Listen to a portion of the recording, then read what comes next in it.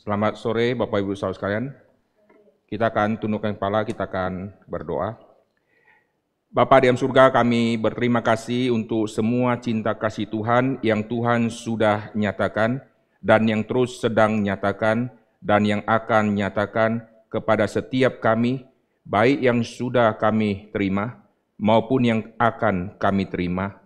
Kasih Tuhan adalah kasih yang tidak berkesudahan. Tuhan memimpin kami, bukan hanya kami ada di bumi Tuhan pimpin, tapi sampai kepada dunia kekekalan Tuhan menyertai setiap kami. Kami berdoa buat setiap GRI, MRI yang pada hari ini, khususnya sore sampai malam, yang isi khotbah di kebaktian-kebaktian. Tuhan berkati semua hamba-hamba Tuhan yang menyampaikan firman Tuhan. Tuhan beri mereka kuasa di dalam menyampaikan firman. Sehingga sekali lagi semua umat-umat Tuhan yang bisa menyaksikan semua rekaman khotbah ataupun yang ikut secara fisik, mereka mengerti betapa besarnya pengorbanan Tuhan Yesus yang sudah dilupakan oleh banyak orang, tetapi melalui momen khususnya hari ini, semua umat-umat Tuhan kembali mengingat cinta kasih Tuhan yang besar itu. Pakai hamba-Mu ya Tuhan untuk menyampaikan firman Tuhan, dengar doa kami. Dalam nama Tuhan Yesus kami berdoa, amin. Saudara sekalian, tema hari ini, saya kasih tema Hari Paskah, ingat versus lupa. Hari Paskah yang dimaksud di sini bukan hari kebangkitan Tuhan Yesus seperti yang kita mengerti sebagai orang di zaman ini. Kita mengerti Paskah itu hari kebangkitan. Tapi di dalam Alkitab, waktu bicara Paskah, itu adalah hari di mana korban binatang akan dimatikan. Itulah yang kita sebut Jumat Agung di zaman sekarang. Jadi waktu saya sebut Paskah, saudara nangkapnya itu konsepnya Alkitab ya, konsepnya PL, lalu konsepnya PB. Jangan nanti waktu bicara Paskah, saudara mikir itu hari kebangkitan Tuhan Yesus. Karena konteks kita akan mentelusuri tentang Paskah ini. Saya akan membahas 4 poin yang penting di dalam 8 poin, saudara. Semua ini ada bersifat kronologis. Saya akan mengajak saudara melihat seluruh kronologis dan semuanya ada 8 poin, tapi ada 4 poin kunci pentingnya. Poin pertama, Paskah itu muncul pada saat bangsa Israel setelah tiba waktunya Tuhan lepaskan dari Mesir. Dan tulah demi tulah Tuhan sudah datangkan sampai menantikan tulah yang terakhir sebagai satu puncak kengerian yang luar biasa. Karena nanti orang-orang Mesir akan melakukan satu perkabungan yang sangat besar di seluruh tanah Mesir karena anak sulung dimatikan oleh Tuhan. Saat mereka berkabung, saat itulah bangsa Israel keluar dari Mesir dengan sukacita yang luar biasa. Dan di Mesir ada duka cita yang luar biasa.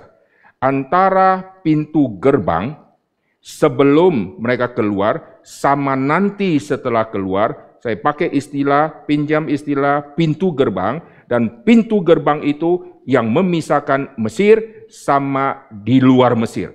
Dan pintu gerbang itu adalah Paskah. Mari kita lihat di dalam kitab Keluaran pasal yang ke-12. Perhatikan penempatan bagian-bagian ini poin yang pertama di dalam 8 poin di dalam kronologis. Lihat Keluaran pasal yang ke-12, lihat dulu secara keseluruhan penempatan cerita ini. Keluaran pasal yang ke-12 dari ayat pertama sampai 28 ini bicara tentang Paskah. Lalu ayat 29 ini tulah ke-10 Tuhan hukum mati anak sulung yang ada di Mesir. Lalu nanti dilanjutkan ayat ke-43 ini tentang Paskah. Jadi Paskah lalu masuk tulah 10, lalu cerita lagi tentang Paskah. Paskah adalah pintu gerbang yang sangat penting, dan pintu gerbang ini adalah pintu pembebasan besar-besaran.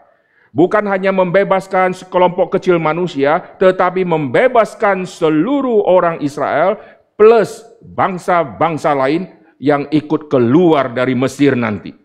Jadi khasiat pembebasan ini bukan hanya diuntukkan kepada orang-orang keturunan dari Abraham, tetapi kepada bangsa-bangsa yang lain yang juga akan menikmati pembebasan ini. Ini adalah poin penting nanti tentang penginjilan. Penginjilan bukan kalangan sendiri. Penginjilan ini melibatkan lalu orang-orang luar juga akan menerima anugerah dan kasih pengampunan dari Tuhan. Kalau kita dibebaskan oleh Tuhan, bangsa-bangsa lain juga akan mengalami hal yang sama. Tidak boleh kita monopoli, pembebasan itu adalah punya kami. Tidak bisa. Karena Tuhan membebaskan bangsa Israel, Tuhan juga menyertai ada bangsa-bangsa lain. Dan Tuhan izinkan mereka ikut. Lalu perhatikan, Paskah yang pertama, ini adalah Paskah yang sangat penting, karena Paskah ini akan menjadi fondasi dari seluruh Paskah-Paskah sampai kepada Perjanjian Baru. Dan Paskah ini mengingatkan bahwa betapa hebatnya Tuhan menghancurkan semua berhala-berhala. Saudara lihat ini polanya ya. Jadi waktu bicara Paskah, ada yang namanya berhala yang akan dihancurkan. Bukan hanya hancurkan berhala-berhala yang abangan-abangan, tetapi menghancurkan seluruh istana, menghancurkan Firaun, menghancurkan anak keturunan daripada Firaun. Tuhan porak-porandakan seluruh Mesir, seluruh istana diporak-porandakan. Pada saat Mesir, yang paling ditakuti adalah wilayah istana. Karena Mesir dijaga oleh dewa, maka istana dijaga oleh seluruh dewa-dewa yang hebat. Siapa yang bisa porak-porandakan istana? Tuhan porak-porandakan istana. Tuhan kirim katak untuk masuk sampai ke istana, sampai ke tempat tidur, lalu injak-injak kepala orang-orang Mesir. Tuhan permalukan Mesir. Lalu siapakah yang bisa sentuh Firaun? Siapa yang bisa sentuh keturunan Firaun? Tuhan menyentuh keturunan Firaun, anak-anak sulung yang ada di Mesir, Tuhan matikan semua. Lalu Tuhan perintahkan ada binatang yang harus dimatikan. Binatang yang harus dimatikan, Tuhan tetapkan. Domba ini harus berumur 1 tahun, dan domba ini harus jantan. Domba ini akan dikurung, nanti akan dibunuh pada tanggal 14 Nisan. Perhatikan, Tuhan yang menetapkan tanggalnya, Tuhan yang menetapkan bulannya. Keluaran pasal 12 ini pertama kali di dalam sejarah Tuhan merubah bulan.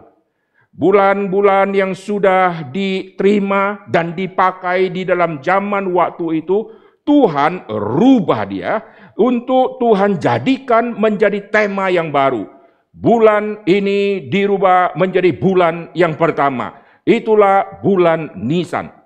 Bulan Nisan awalnya bukan bulan pertama. Bulan Nisan di kalender kita antara Maret sama April. Tetapi Tuhan rubah menjadi bulan yang pertama. Kalau saya pakai bahasa kita, bulan April itu disebut bulan Januari. Jadi kacau semua ya. Yang sudah lahir di bulan 4, sekarang bulan 4 menjadi bulan yang pertama. Jadi perhitungan menjadi kacau balau semua.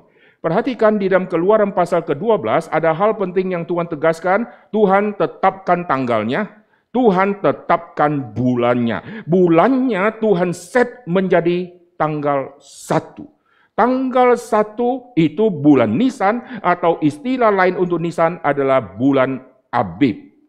Lalu Paskah ini nanti akan dirayakan bersama dengan Hari Raya Roti Tidak Beragi. Nah, ini semua fondasi penting untuk nanti kita memahami seluruh kronologis tentang Paskah. Lalu kita akan mengkaitkan dengan yang diingat sama yang dilupakan.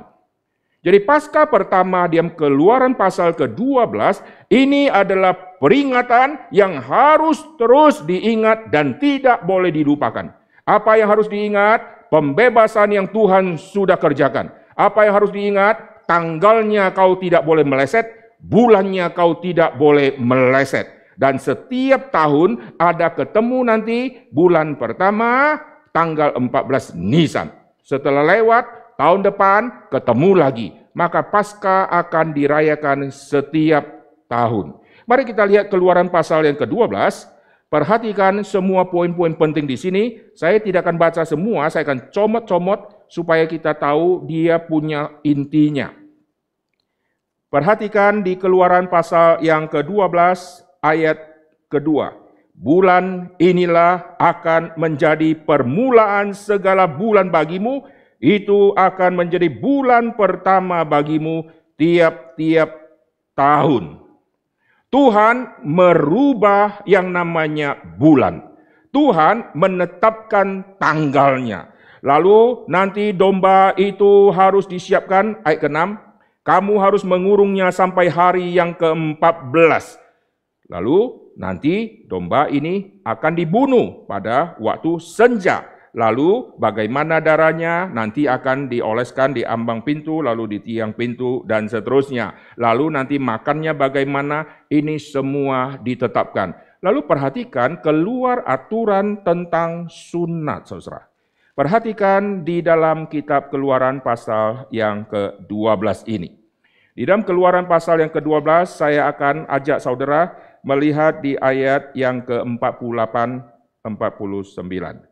Tetapi apabila seorang asing telah menetap padamu dan mau merayakan Paskah bagi Tuhan, maka setiap laki-laki yang bersama-sama dengan dia wajiblah disunat. Barulah ia boleh mendekat untuk merayakannya, ia akan dianggap sebagai orang asli, tetapi tidak seorang pun yang tidak bersunat boleh memakannya. Jadi ada aturan untuk orang lain kalau mau join, dia harus disunat. Waktu dia sudah disunat, dia diterima untuk bisa sama-sama merayakan Paskah. Nanti tema sunat sampai kepada perjanjian baru, ini bicara tentang bukan penanggalan satu bagian kulit kecil diam tubuh laki-laki, tetapi sunat ini diam perjanjian baru, bicara penanggalan seluruh manusia yang berdosa. Ini nanti mengacu kepada tema baptisan. Kita dibersihkan. Penanggalan dari seluruh manusia yang lama ini, lalu kita sekarang menjadi yang baru. Maka baptisan menjadi kunci penting, saudara. Di gereja-gereja kita umumkan, barang siapa yang sudah dibaptis bisa ikut perjamuan kudus. Kenapa tidak langsung siapa saja yang hari ini sudah siap, silakan ikut perjamuan kudus. Lalu pakai kalimat yang sudah dibaptis, ditambah lagi yang sudah dewasa. Supaya apa? Supaya jangan sampai anak-anak yang tidak mengerti ikut makan, tapi sendiri tidak mengerti dan tidak paham. Maka gereja membuat aturan supaya yang namanya perjamuan ini tidak sembarang disalah tafsir, menjadi satu makanan yang boleh dimakan oleh siapa saja. Pernah terjadi di gereja, kalau misalnya cawan yang isinya adalah anggur yang sudah dituang di situ, lalu kalau anggurnya kebanyakan, kadang-kadang orang tuangnya itu tidak kira-kira, dikasih kayak satu gelas penuh, saudara. Nggak mungkin waktu perjamuan kita minum, yang lain sudah selesai, kita masih belum, saudara. Maka setelah minum ada sisa, setelah sisa nanti sudah selesai, hamba Tuhan dipanggil, Pak, habisin. Sayang. Nah, itu yang pertama ya. Yang kedua, orang yang sudah tuang, lalu sisa, tanggung. Kalau dibiarkan sampai berapa bulan kemudian tanggung. Lalu anak-anak sekolah minggu sudah bubar, sini, ini, ayo ambil gelas. Dibagi-bagi ke anak sekolah minggu. Wah, ini satu tindakan yang tidak boleh, saudara. Jadi waktu sudah sisa, yang sisa ini saudara tidak boleh katakan, mari kita bagi-bagi kepada semua supaya dihabisin. Sayang kalau dibuang. Lalu bagaimana mengantisipasi yang cawan yang penuh itu? Ya jangan isi sampai terlalu penuh, saudara. Sekedar aja supaya waktu diminum tidak sampai terlalu banyak diminum dan tidak banyak sisa. Kadang-kadang dikasih banyaknya luar biasa, saudara ya. Nah sekarang kita kembali ke sini. Jadi kuncinya adalah kita melihat waktu Paskah muncul, ada yang namanya tula-tula, berhala-berhala, Tuhan hancurkan semua, bukan orang Israel yang hancurkan. Karena orang Israel tidak mungkin bisa menghancurkan semua berhala yang ada di Mesir. Tuhan yang hancurkan semua berhala di Mesir sebagai satu contoh penting, nanti tindakan ini harus dilakukan oleh orang-orang Israel.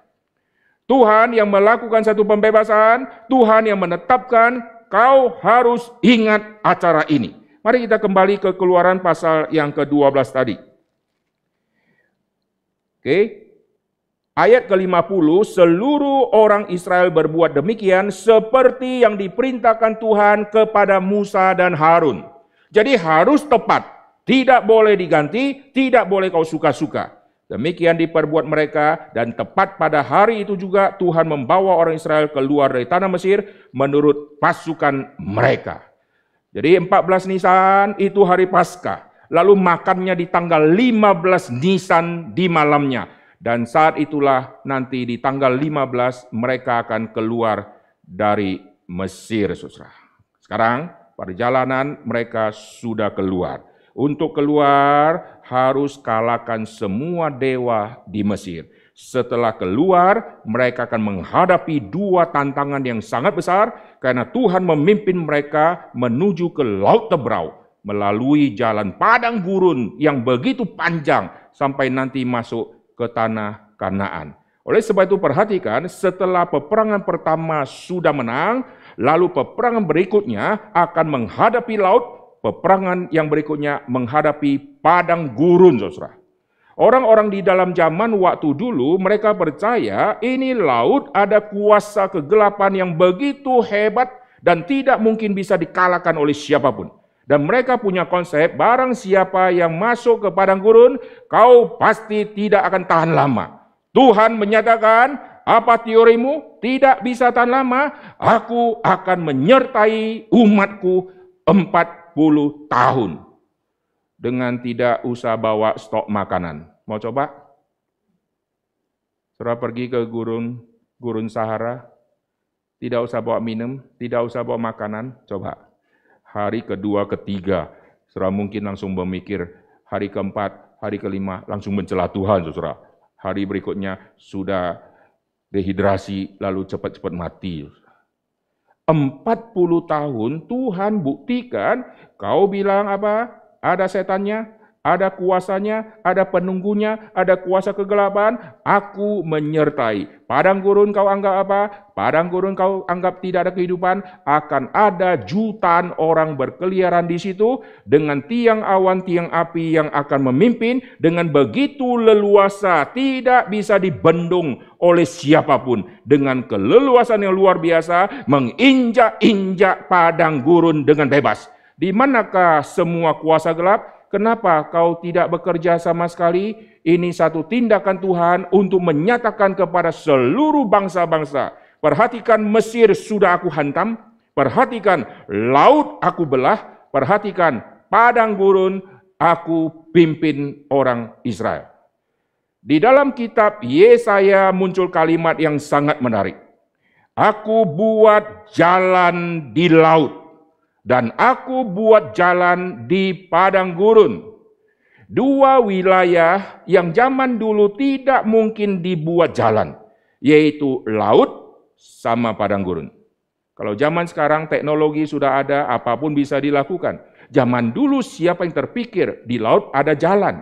Tuhan membuat jalan di laut.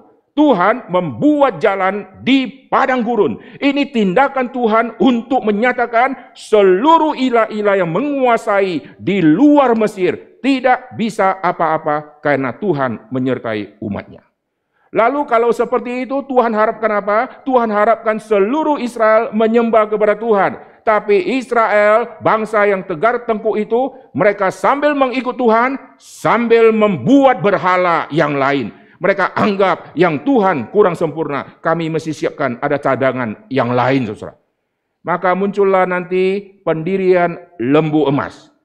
Kalau Tuhan yang sudah begitu luar biasa, lembu, binatang-binatang di padang, Tuhan sudah tunggang balik di zaman Mesir. Mengapa engkau hidupkan sekarang lembu itu di tempat perjalanan yang akan menuju ke tanah Kanaan? Kau hidupkan lagi, ini semua barang-barang yang sudah dimatikan di Mesir. Kau hidupkan kembali. Setelah hidup kembali, lalu dihancurkan lagi. Supaya apa? Supaya kau harus memegang satu prinsip penting, hanya Tuhan saja yang kau harus ikuti. Nah, ini semua tema-tema yang berhubungan dengan Paskah ini.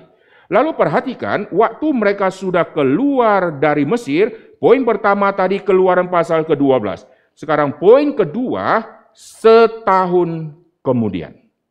Wah, kalau biasanya kita ada satu acara besar, kita mulai tetapkan, mulai tahun ini ada acara ini. Dan tahun depannya orang akan ingat, karena masih fresh.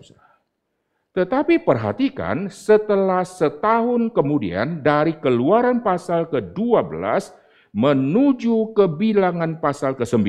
Nah, Bilangan pasal ke-9 saya kasih nomor yang kedua. Jadi, poin pertama Keluaran 12, poin kedua Bilangan yang ke-9. Mari kita lihat Bilangan pasal yang ke-9. Apa yang terjadi di sini? Di dalam Bilangan pasal yang ke-9, ini tepat, yaitu tahun depannya. Perhatikan, di sini muncul kasus. Ayat yang pertama, Tuhan berfirman kepada Musa di padang gurun Sinai. Paskah pertama di Mesir, tahun depannya di padang gurun Sinai. Pada bulan pertama, bulannya tepat. Tahun kedua, tahun bisa rubah-rubah karena terus berubah tahun. Tidak masalah. Yang intinya setiap tahun. Pada bulan pertama. Lalu perhatikan ayat kedua, orang-orang Israel harus merayakan Paskah pada waktunya, pada hari ke-14. Semua tepat, jitu. Tuhan senang. 14 Nisan, tahun kedua, tahun kesekian, intinya harus 14 Nisan. Oke? Jadi di bagian ayat 1 dan ayat 2, ayat 3, ini tepat. Lalu apa yang terjadi? Musa menyuruh orang Israel merayakan Paskah. Maka mereka merayakan Paskah, ditekankan kembali pada bulan pertama, pada hari ke-14. Kalimat ini diulang-ulang nanti di dalam poin-poin yang kita akan bahas. Kenapa? Karena untuk menyatakan, lihat, perhatikan tanggal 14 ini. Ini harus tepat. Lalu nanti akan terjadi peralihan menuju kepada pelarian yang lain, saudara. Ada yang namanya waktu tandingannya. Nah, kita lihat sejarahnya muncul dari mana. Ayat yang kelima, ini tepat. 14 Nisan. Pada waktu senja, tepat. Saudara. Di padang gurun Sinai. Tuhan izinkan, silakan lu rayakan selama di masa awal, boleh tempatnya beda-beda. Nanti sampai waktunya tiba, Tuhan yang tetapkan lokasinya. Perhatikan ya, ini perkembangan tema tentang lokasi. Pertama di Mesir, lalu di padang gurun Sinai, lalu tahun depannya pasti sudah lewat dari padang gurun Sinai, sudah menuju ke yang lain. 3 tahun kemudian, 4 tahun kemudian pasti harus tinggalkan yang lama. Maka lokasi boleh ganti-ganti. Kalau tidak ganti, mereka nggak gerak-gerak. Bisa ikutin? Sampai waktunya tiba, Tuhan nanti tetapkan. Tidak boleh kau rayakan Paskah di kota yang kau pilih. Khususnya waktu sudah masuk ke tanah Kanaan, sudah pembagian kafling, maka seluruh suku-suku mereka punya rencana. Kalau saya jadi suku di situ, saya juga punya rencana. Lebih baik suci ada di suku kami, ada di lokasi tanah kami, supaya kami beribadah, tidak usah pergi jauh-jauh. Lalu suku yang lain mungkin juga pikir, kenapa harus di kamu? Saya kan kokoh, di tempat saya saja. Maka semua akan rebutan. Tuhan berkata, akan tiba waktunya nanti kau tidak boleh buat kota-kota yang kau pilih. Untuk apa? Untuk kau tentukan menjadi tempat untuk perayaan Paskah. Tuhan yang tetapkan nanti harus di Yerusalem. Nah, ini peralihan tema mengenai lokasi. Nanti kita akan bahas ya. Sekarang kita kembali dulu di tahun yang kedua setelah keluar dari Mesir. Ini ada di padang gurun Sinai. Jadi lokasi boleh pindah-pindah karena belum masuk ke tanah perjanjian. Begitu sudah masuk ke tanah perjanjian, lokasi Tuhan sudah tetapkan. Nah, kita lanjut sesuai dengan hukum Musa. Luar biasa ya. Lihat, nanti ada muncul kasus di sini. Ayat ke-6. Tetapi ada beberapa orang yang najis oleh karena mayat. Kenapa dia bisa najis oleh karena mayat? Padahal dia harus mempersiapkan dirinya. Karena apa? karena tahun depan itu tanggal yang sudah ditetapkan, aku harus mentahirkan diri. Lalu terjadi. Waktu terjadi kasus ini, okelah, karena ini peraturan baru, mungkin perlu sosialisasi, perlu ada waktu supaya semua mencocokkan waktunya dan dirinya dan sudah terbiasa. Okelah, kalau kita pakai logika itu ya, coba perhatikan. Waktu itu ada orang najis karena mayat, sehingga tidak dapat merayakan Paskah pada hari itu. Mereka datang menghadap Musa dan Harun pada hari itu juga. Jadi mereka najis. Tapi ada kerinduan, masih ingat hari Paskah. Masih lumayan ya. Kalau dia tahu ada perayaan Paskah, mestinya dia sudah harus tahirkan diri. Kalau dia tidak tahirkan diri, berarti hatimu tidak sungguh-sungguh. Tapi di sini kita lihat peralihan masih lumayan. Dia sudah najis, tapi masih ada hati. Masih ingat, tidak lupa. Lalu apa yang terjadi? Mereka mohon. Sungguh pun kami najis oleh karena mayat, dengan dasar apakah kami dicegah mempersembahkan persembahan bagi Tuhan di tengah-tengah orang Israel pada waktu yang ditetapkan? Jadi mereka masih mempertahankan waktu. 14 Nisan, semua sudah lakukan ini. Kami ini tidak bisa lakukan karena kami najis. Masa kami tidak boleh pakai hukum mana? Karena baru tahun lalu, ini aturan dijalankan. Ini kasus belum ada pembicaraan sebelumnya.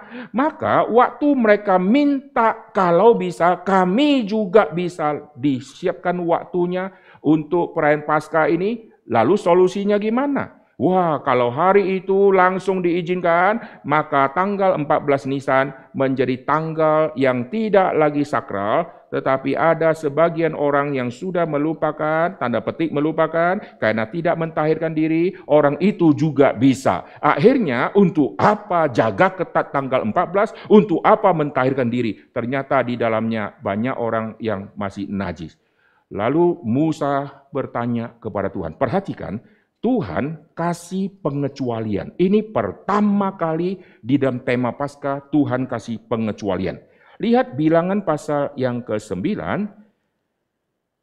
ayat ke-8, jawab Musa kepada mereka, tunggulah dahulu. Aku hendak mendengarkan apa yang akan diperintahkan Tuhan mengenai kamu.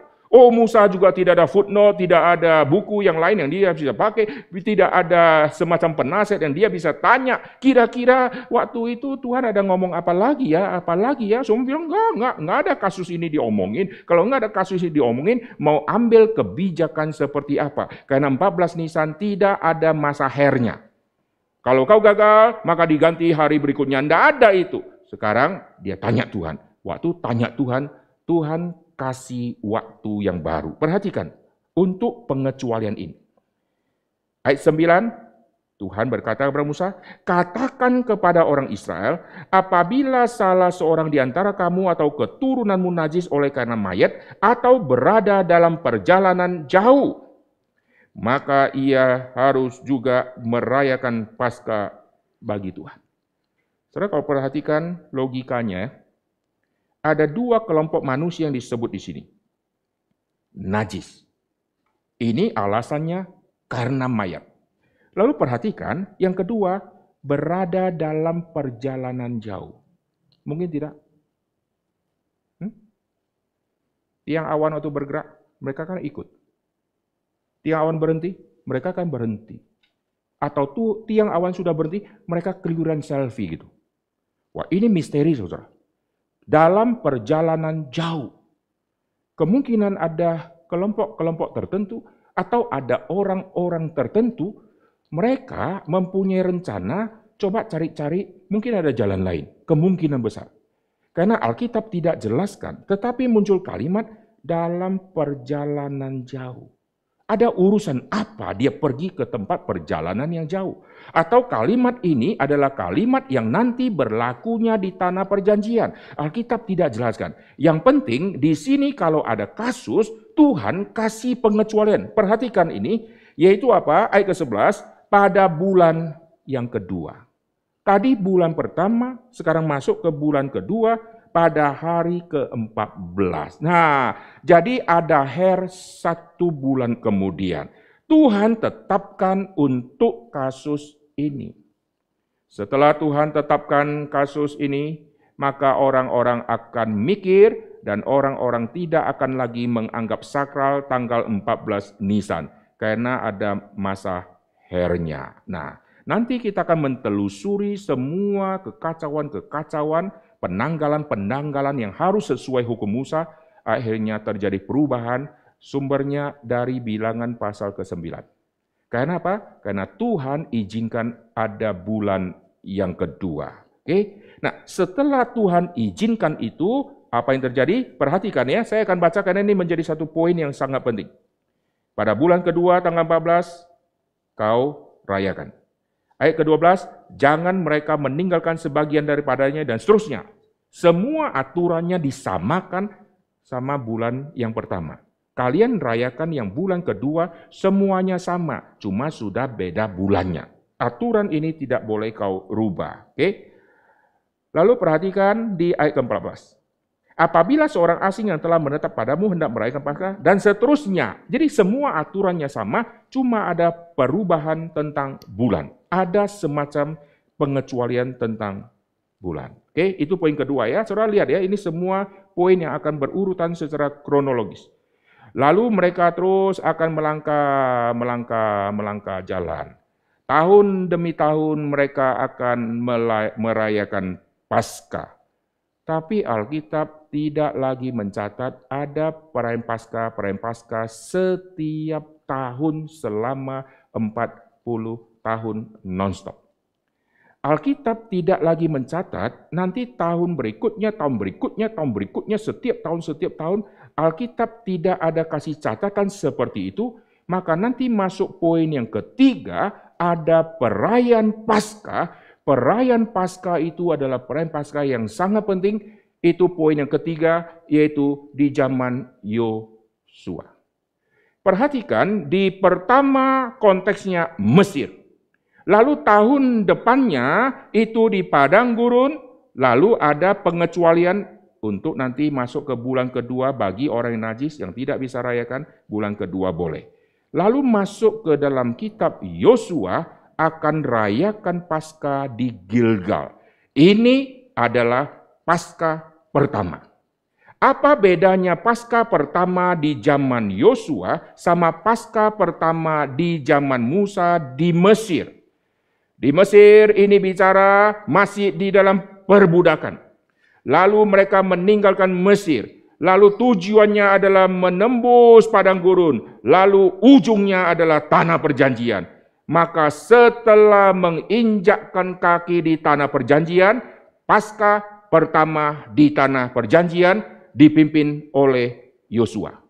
Jadi Musa memimpin semua Paskah, baik dari Keluaran pasal 12, Bilangan pasal 9, lalu kalau ada lagi Paskah yang lain, pasti ini di bawah komando daripada Musa. Tetapi nanti di poin ketiga, waktu di zaman Yosua orang pertama yang memimpin Paskah di tanah perjanjian. Yaitu pertama kali mereka menginjakkan kaki sebelum menggempur Yeriko. Itu ada di Gilgal. Gilgal lokasinya ada di timurnya Yeriko. Konteksnya sudah seberang sungai Yordan. Sudah masuk lalu menghadapi tembok. Dan di Gilgal itu tempat yang sangat-sangat penting. Gilgal artinya Allah menghapus. Atau Gilgal itu di dalam bahasa Ibrani berhubungan dengan roda atau lingkaran. Maka muncullah orang-orang yang ahli di dalam bahasa Ibrani waktu mereka mengkaitkan tentang Gilgal. Mengapa Tuhan pimpin mereka lalu landingnya di Gilgal? Dan di Gilgal itu menjadi satu titik pertama mereka akan menggempur Yeriko. Gilgal itu arti lain adalah lingkaran. Dan orang-orang yang menganalisa bahasa asli, mereka mengatakan sekarang roda itu nanti akan berputar. Gilgal itu ada di lokasi bawah, dan saat di lokasi bawah mereka nanti akan berputar ke atas. Roda kalau sudah sampai ke bawah, nanti dia pasti akan naik ke atas.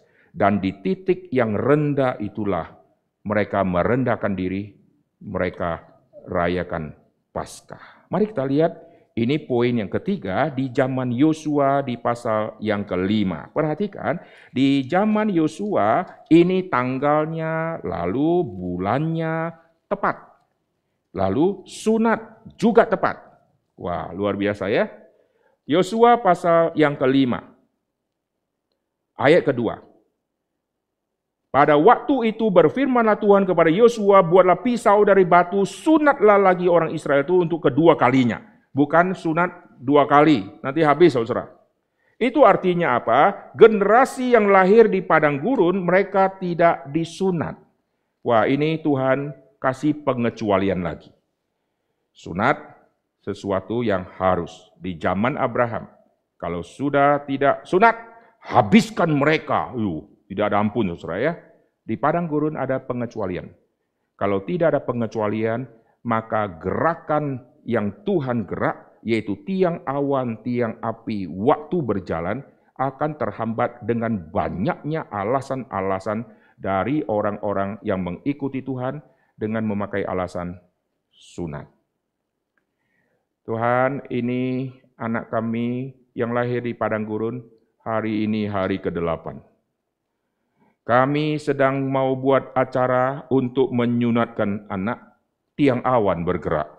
Gimana, saudara? Lalu batal gitu. Anak kecil dipakai celana lagi, lalu jalan. Lalu waktu sudah jalan, masa sampai jalan sampai potong, saudara? Bayangkan, orang Israel di padang gurun itu mempunyai anak. Dan pasti akan kena satu anak yang umur 8 hari. Setelah itu, anak yang lain juga akan kena 8 hari. Oh, bayangkan 40 tahun itu anak-anak yang begitu banyak. Nanti muncullah semua protes dari orang-orang Israel. Ini apa-apaan sih? Katanya harus jalan dengan sunat, tapi tiang awan, tiang api kok bergerak. Maka selama di padang gurun, orang-orang lahir di padang gurun itu tidak disunat, Tuhan tidak habisi orang tuanya. Tuhan tidak habisi si bayinya. Karena si bayi nggak ngerti, saudara. Orang tua yang ngerti hukum ini, kalau tidak jalankan, orang tua ini yang bisa dihabisi Tuhan. Maka waktu Tuhan mau menghabisi Musa, karena Musa tidak sunatkan anaknya, ini tema yang sangat penting. Bukan Tuhan mau habisi si anaknya, tapi mau habisi si Musanya. Maka kepala keluarga ini yang dituntut oleh Tuhan. Tapi di padang gurun kenapa Tuhan tidak matikan? Berarti Tuhan kasih pengecualian. Lalu Musa yang sudah memimpin, lalu generasi baru dipimpin oleh Yosua. Setelah sampai, ini semua waktunya Tuhan yang tetapkan. Berangkatnya tema Paskah, landingnya tema Paskah, saudara. Jadi artinya apa? Kau keluar dari perbudakan yang Mesir, Paskah. Kau hari pertama injakkan kaki di tanah perjanjian, ingat Paskah. Lalu Yosua melakukan sunat massal di situ. Ini adalah resiko yang sangat besar. Yosua dan bangsa Israel bisa ditaklukkan. Di dalam peperangan, salah satu cara adalah tunggu musuh lagi lengah. Musuh lagi lengah pada saat kapan? Pada saat mereka sudah menang perang, mereka malamnya akan pesta pora. Maka gempur mereka di malam pesta pora, maka akan gampang habisi mereka. Cara gempur yang lain, yaitu kalau terjadi sunat. Strategi ini pernah dipakai di dalam kitab Kejadian. Kau mau ambil anak dari Yakub, kau harus sunat. Maka di dalam kitab Kejadian nanti terjadi pembunuhan mengerikan, saudara. Saudara nanti lihat ya, Simeon, bukan Simeon, itu yang kasus itu ya, yang Dina itu. Mari kita lihat ya. Perhatikan, ini tema yang sangat penting di dalam kitab Kejadian, yaitu konteksnya di dalam tema sunat. Kita lihat di pasal yang ke-34. Jadi ini kasusnya Dina, nanti anak Yakub yang laki-laki ini akan menghabisi. Sekarang saya akan cuplik supaya saudara mengerti, ini Yosua menyunatkan di Gilgal resiko besar, karena ini sudah masuk kaflingnya musuh. Lalu mereka kondisi sedang sakit karena sunat, maka mereka bisa digempur. Lihat Kejadian pasal ke-34. Ini ceritanya ketika itu terlihat ia oleh Sikhem, anak Hemor, orang Hewi, raja negeri itu, lalu Dina itu dilarikan. Jadi ceritanya intinya adalah Dina yang diperkosa. Lalu nanti terjadi apa?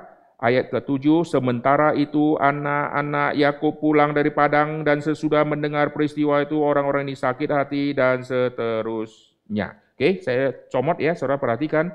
Ini kasus yang Dina, ini kasus yang sangat menarik. Ayat yang ke-14, kami tidak dapat berbuat demikian, memberikan adik kami kepada seorang laki-laki yang tidak bersunat. Sebab hal itu aib bagi kami. Hanyalah dengan syarat ini, kami dapat menyetujui permintaanmu, kamu harus sama seperti kami. Yaitu setiap laki-laki di antara kamu harus disunat. Barulah kami akan memberikan gadis-gadis kami kepada kamu dan mengambil gadis-gadis kamu dan seterusnya. Jadi dealnya adalah sunat. Tetapi jika kamu tidak mendengarkan perkataan kami dan kamu tidak disunat, maka kami akan mengambil kembali anak itu dan seterusnya. Dan orang muda itu tidak bertanggung melakukannya sebab ia suka kepada anak Yakub. Oke, saya akan baca, nanti saudara perhatikan, ini tema sunat, tema yang menjadi satu strategi untuk menghancurkan musuh. Oke.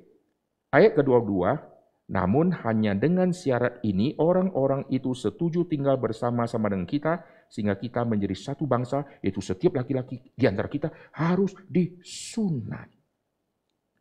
24, usul Hemor dan Sikhem anaknya didengar, dan seterusnya. Pada hari ketiga mereka sedang merasa kesakitan. Ayat 25. Datanglah dua orang anak Yakub, Simeon dan Lewi. Mereka ambil pedang, mereka serang kota, mereka habisi semua, saudara. Kenapa gampang habisi? Karena lagi sakit angkat pedang, aduh sakit saudara, nggak bisa. Maka saat menghabisi musuh paling gampang adalah tunggu pada saat si musuh lagi lengah. Salah satu cara membuat musuh lengah adalah pada saat tema sunat. Dan ini strategi dipakai di dalam kitab Kejadian. Sekarang kita lihat di dalam Yosua yang pasal yang ke-5 tadi. Ini resiko sangat besar karena sunat di negeri asing. Ayat kedua, buat pisau dari batu, sunat. Lalu setelah itu dikasih penjelasan, ayat ke-5, sebab semua orang keluar dari Mesir telah bersunat, tapi semua yang lahir di padang gurun dalam perjalanan sejak keluar dari Mesir belum disunat. Oke. Lalu ayat ke-9, hari ini telah kuhapuskan. Nah, arti Gilgal tadi telah kuhapuskan. Atau di dalam konteksnya, itu Gilgal juga bisa diartikan lingkaran. Oke? Gilgal sampai sekarang. Lalu mereka berkemah di Gilgal, ayat ke-10, mereka rayakan Paskah. Perhatikan, pada hari ke-14 bulan itu, pada waktu petang. Lalu mereka rayakan Paskah dan roti tidak beragi, lalu berhentilah manna. Jadi hari pertama mereka tiba di tanah Kanaan itu adalah hari yang sangat bersejarah, maka Paskah menjadi ingatan yang sangat penting. Bagaimana Tuhan sudah membebaskan kamu keluar dari Mesir, kamu harus buang semua berhala-berhala. Sekarang kau masuk ke tanah perjanjian, kau akan menghadapi berhala yang lebih banyak lagi. Kalau di Mesir, hanya Mesir. Kalau di Kanaan, ada 7 bangsa. Pasti semua punya koleksi dewa-dewa yang aneh-aneh, saudara. Oh, kalau di Mesir, hanya satu versi, yaitu Mesir, saudara. Kalau di Kanaan 7 bangsa. Ini lalu lalang dari bangsa-bangsa yang begitu banyak. Pasti ilah-ilah mereka juga ngumpul di situ. Selain 7 bangsa yang kuat yang ada di tanah Kanaan, pasti banyak dewa-dewa yang ngumpul ada di situ. Sekarang rayakan Paskah. Ingat apa? Ingat semua dewa Tuhan sudah habisi. Kau tidak boleh ada ilah-ilah palsu. Maka nanti kita lihat dalam kitab Ulangan, Tuhan memakai Musa untuk mengingatkan, nanti kalau kau sudah sampai ke situ, kamu jangan ambil perempuan-perempuan di situ. Kau tidak boleh ikut berhala-berhala di situ. Tuhan sudah ingatkan. Dan di zaman Yosua, waktu adakan Paskah, ini mengingatkan kembali, jangan kau sentuh berhala dan jangan kau adopsi berhala, karena itu akan menjadi daya tarikmu selama kamu ada di situ. Kau harus hancurkan semua tugu-tugu berhala. Dan kau tidak boleh mengambil semua dewa apapun selain engkau menyembah kepada Tuhan. Nah, perhatikan, setelah sunat nanti mereka rayakan Paskah. Maka saat mereka sakit karena sedang kena potong itu ya, waktu sunat, saat itu untung tidak ada penggempuran, saudara. Ini semua cara Tuhan yang ajaib. Setelah itu, nanti mereka akan menggempur Yeriko, lalu mereka akan menaklukkan tanah Kanaan, lalu Yosua akan mematikan 31 raja, nanti akan terjadi bagi kafring. Nah, itu kali ketiga tema Paskah yang sangat penting. Lalu apa yang terjadi setelah itu? Mari kita lihat sekarang poin yang keempat. Kita lihat 2 Tawarik pasal ke-30. Setelah masuk ke tanah Kanaan, nanti masuk zaman hakim-hakim, lalu masuk zaman Samuel, dari masa kecil sampai nanti dia dewasa, dia akan mengurapi Saul, dia akan mengurapi Daud, Daud jadi raja, setelah Daud jadi raja, Salomo jadi raja. Setelah Salomo jadi raja, kerajaan terpecah. Perhatikan ya, ini masa waktu panjang. Kerajaan terpecah, ada utara, ada selatan. Yang selatan ganti raja, yang utara juga ganti. Yang utara akan dibuang ke Asyur, lalu yang selatan akan dibuang ke Babel. Tapi yang utara duluan. Nah, perhatikan, sejak dari zaman Yosua, lalu masuk ke kitab 2 Tawarik tadi, muncul tema Paskah di dalam zaman Hizkia. Kita lihat di 2 Tawarik pasal ke-30, Hizkia. Oh, Hizkia itu sudah mendekati raja yang terakhir di dalam list kerajaan Yehuda. Dari Hizkia turun nanti Manasye. Turun setelah Manasye, Amon. Habis Amon, Yosia. Dari Yosia nanti turun lagi ke keturunannya. Saudara perhatikan, itu ada Hizkia, lalu nanti poin berikutnya kita akan melihat Yosia. Sekarang kita telusuri dulu di Hizkia. Apa yang terjadi? Di zaman Hizkia, di pasal ke-30, 2 Tawarik. Oke, saya akan comot ya, supaya kita tahu dia punya kronologis di dalam semua tema Paskah ini. Ayat yang pertama, Hizkia mengirim pesan kepada seluruh Israel dan Yehuda. Loh, ini apa-apaan? Hizkia, raja di selatan. Tapi dia menerobos wilayah utara, suruh yang utara ikut gabung ke selatan. Ini namanya cari perang, saudara. Kerajaan sudah terpecah. Kalau sudah terpecah, ya udah biarkan masing-masing gitu loh. Sekarang Hizkia menyuruh yang utara untuk bertobat. Nah, ini pertama kali di dalam sejarah perpecahan kerajaan, lalu sampai kepada zaman Hizkia, Hizkia menyerukan yang utara, kau harus tobat. Tobat kenapa? Salah satu poin yang diingatkan, ingat di dalam hukum Tuhan di zaman Musa tentang Paskah. Ingat Paskah itu sesuatu yang sangat penting. Lalu Paskah itu sudah berlanjut, dan Tuhan sudah menetapkan lokasi untuk rayakan Paskah, yaitu Yerusalem. Yerusalem itu ada di selatan, kalian ada di utara. Maka kalian yang di utara sudah tidak pernah peduli dengan yang namanya Yerusalem, tempat kau harus rayakan Paskah. Karena zaman Yerobeam dia sudah mendirikan tempat penyembahan berhala, dia dirikan di kota Dan, dia dirikan di kota Betel. Lalu orang utara sudah tidak lagi ingat di tempat yang Tuhan tetapkan, kau harus rayakan Paskah. Sekarang Hizkia muncul, hei utara, hei selatan. Kita gabung semua. Perhatikan, ini tema yang sangat penting. Ayat yang pertama, Hizkia mengirim pesan kepada seluruh Israel dan Yehuda. Menulis surat kepada Efraim, Manasye, supaya mereka datang merayakan Paskah bagi Tuhan Allah Israel di rumah Tuhan di Yerusalem. Nah, ini lokasinya sudah tidak boleh pindah-pindah. Lu jangan kira lu boleh suka-suka menetapkan tempatmu. Tempatnya harus di Yerusalem. Kau harus bertobat kepada Tuhan. Kalau kau bertobat, kau ingat tema Paskah. Ini tema yang tidak boleh kau abaikan. Kalau kau jalankan ini, nanti Tuhan akan memberikan pengampunan kepada keturunanmu. Sehingga murka Tuhan akan surut. Tapi kalau kau abaikan ini, maka Tuhan akan menghajar engkau.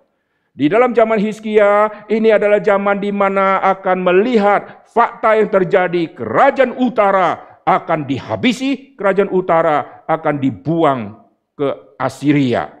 Jadi Hizkia muncul untuk mengingatkan kembali seruan bertobat. Ingatkan tentang tema Paskah. Lalu kita lihat ayat kedua, raja bersama para pemimpin dan seluruh jemaat di Yerusalem merancangkan untuk merayakan Paskah pada bulan kedua. Lihat. Peralihan ini sudah terjadi. Oh, bulan kedua kalau ada kasus orang najis. Tetapi sekarang bulan kedua dipilih untuk mereka jalankan Paskah. Berarti di dalam pepecahan zaman kerajaan, orang mulai luntur, imannya mulai luntur, tidak lagi mengindahkan perintah Tuhan yang begitu penting untuk tema Paskah. Lalu apa yang terjadi sehingga terjadi di bulan kedua? Kenapa? Lihat ayat ketiga. Karena mereka tidak merayakan pada waktunya. Alasannya apa? Imam belum menguduskan diri dalam jumlah yang cukup dan rakyat belum terkumpul di Yerusalem. Ini alasannya aneh, saudara.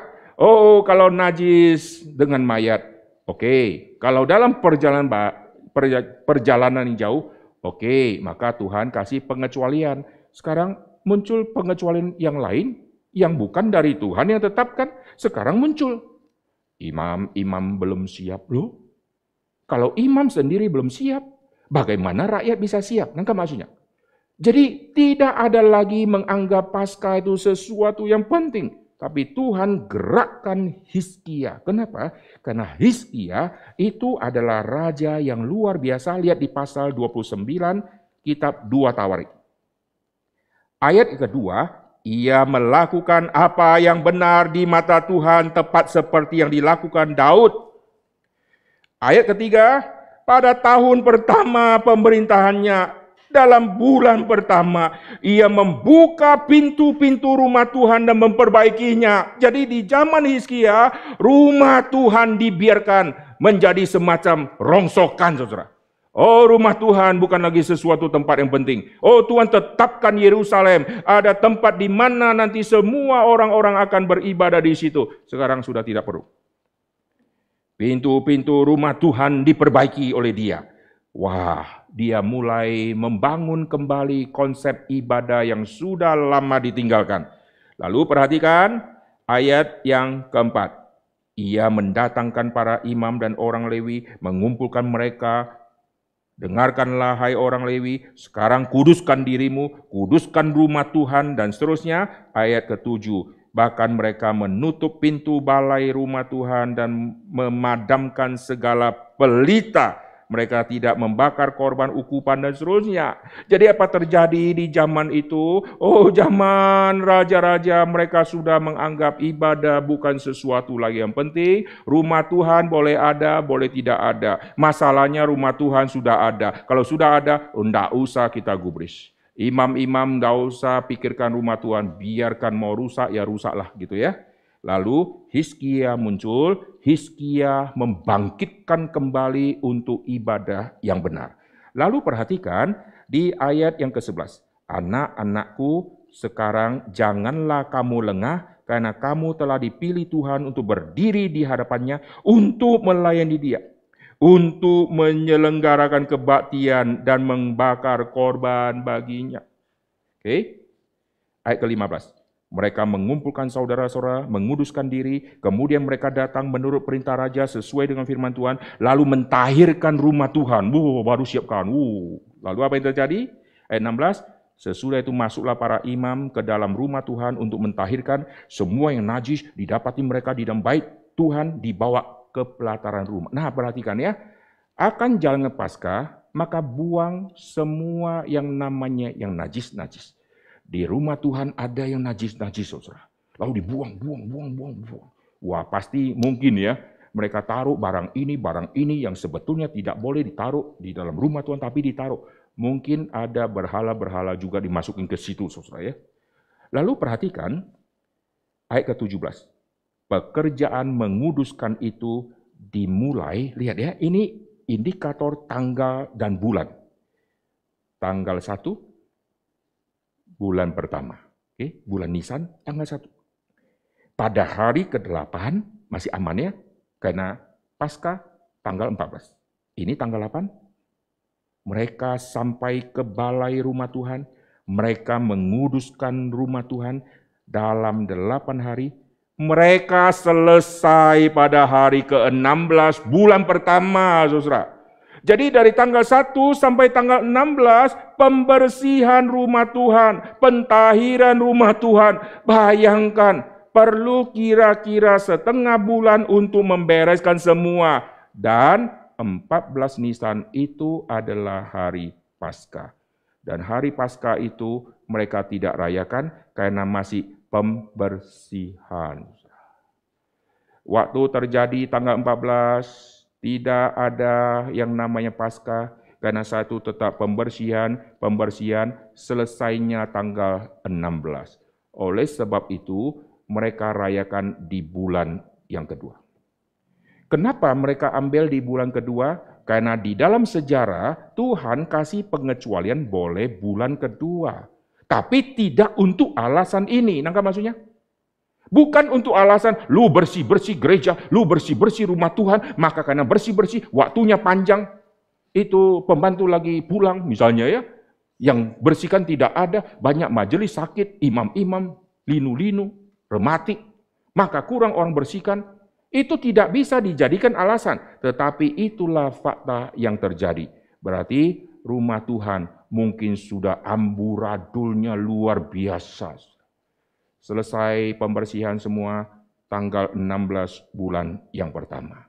Tapi masih mending ya, akhirnya muncul lagi namanya Hizkia menyerukan utara kembali ke selatan. Yang selatan, kau sudah lupa tentang tema Paskah. Kita sama-sama kumpul di Yerusalem untuk menjalankan perintah Tuhan yang besar ini. Oke, sekarang kita lanjut. Perhatikan di pasal yang ke-30. Di 2 Tawari pasal yang ke-30. Waktu seruan ini muncul, lalu tiba di utara. Lalu apa yang terjadi? Ayat ke-10.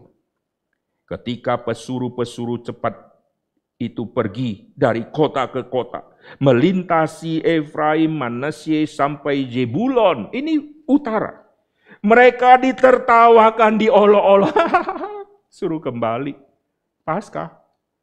Paskah menjadi tema olok-olok. Namun beberapa orang dari Asyir, Manasye, Zebulon merendahkan diri dan datang ke Yerusalem. Jadi zaman Hizkia muncul sekelompok orang yang bukan semua mereka sadar kami harus kembali dan kami harus merendahkan diri. Sebagian lain mereka mengolok-olok. Oke, ini di zaman Hizkia.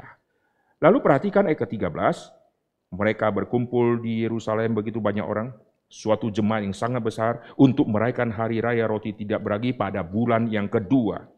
Ayat ke-15, mereka menyembelih domba Paskah pada tanggal 14 bulan kedua. Jadi tanggalnya tepat, bulannya sudah bergeser, sudah lewat 1 bulan, maka di bulan kedua mereka lakukan hal itu.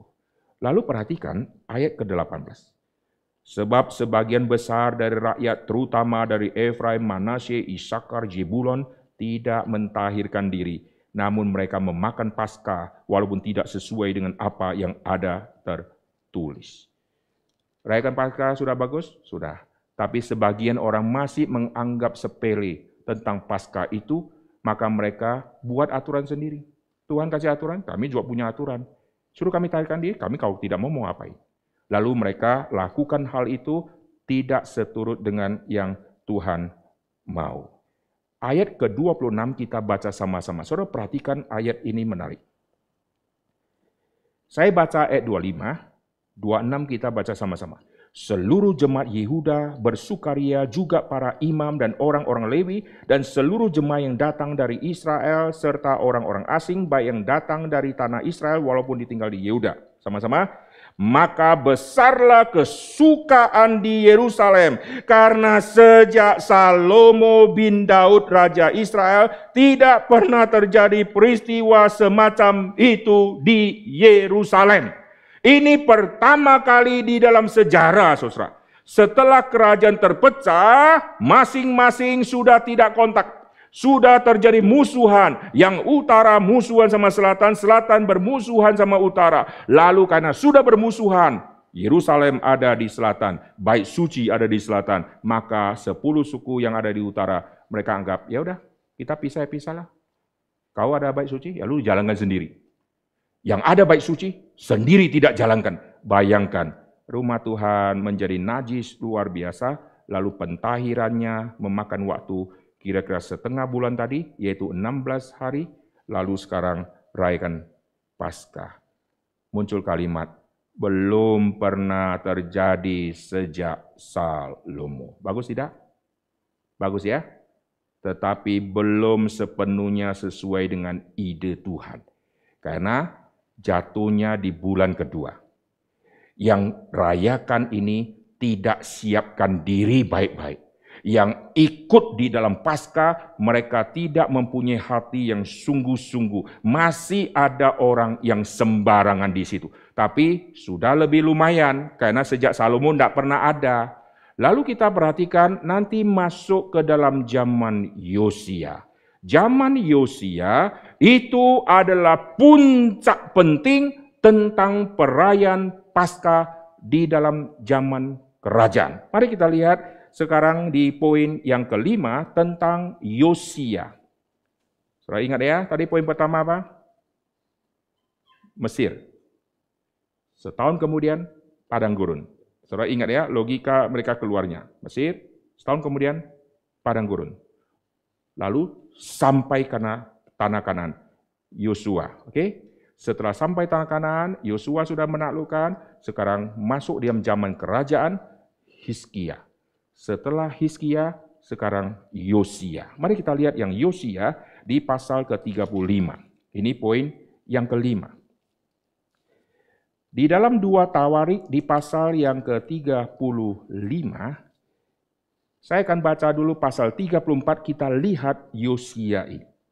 Ayat pertama, pasal 34, Yosia berumur 8 tahun. Wah, seorang anak yang masih bocah kecil kayak begini, maka jangan hina anak-anak kecil. Saudara yang punya anak-anak yang masih bocah-bocah kecil ya, bawa dia ke rumah Tuhan. Di dalam seluruh zaman kerajaan, hanya Yosia ini yang bocah kecil. Tetapi jiwanya lain. Coba lihat.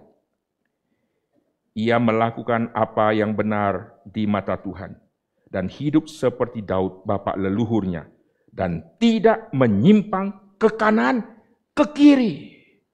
Oh, seluruh leluhur zaman raja banyak yang amburadul.